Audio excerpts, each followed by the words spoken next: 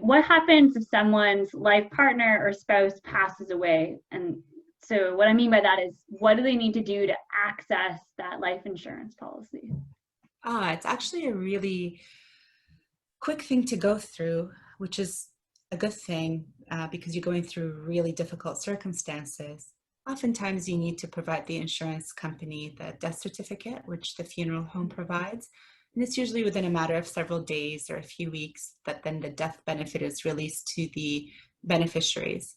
I know you didn't ask, but I will let you know that the death benefit in Canada is not taxable. So the beneficiaries, the people who receive the death benefit amount, they don't pay any taxes on it. Hmm, that's awesome. Yeah, Canada. Yes. Um, and so I know that some people use life insurance as an investment strategy.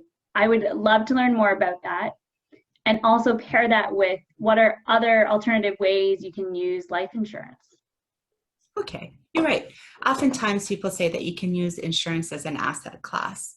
And what that asset class replaces is something like bonds. It doesn't replace something like stocks. Um, so that only applies to permanent life insurance. It could be universal life policies or whole life. And you know that there's an internal rate of return, there's an investment component, as well as a death benefit component to a permanent life insurance policy.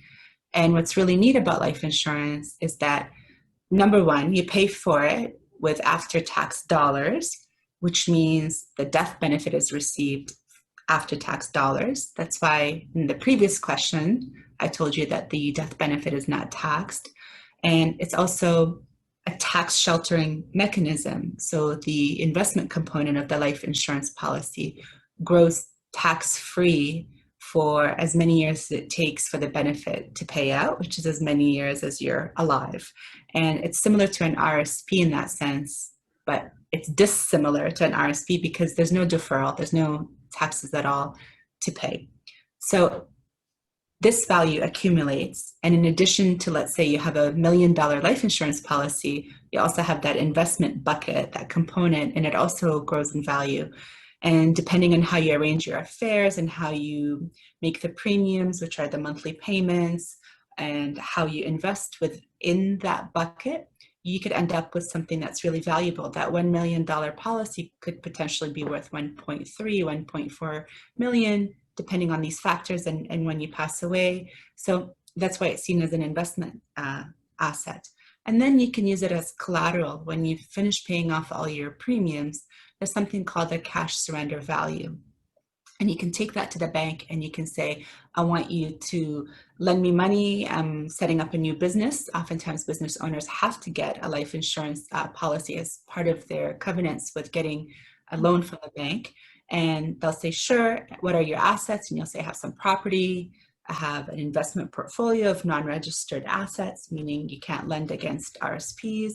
And then I also have a life insurance policy. This is the cash surrender value. And they'll say, great, we're going to lend you 70%, 80%, 90% against that policy. So the policy ends up being an asset because you can use it and you can collateralize it. And then when you pass away, it pays the death benefit to the people that you care about or to your business partner. Amazing. Who you care about as well. Yes, amazing. So in summary, it can be an investment. It can be used for collateral for lending on top of its typical purpose. That's right. Amazing.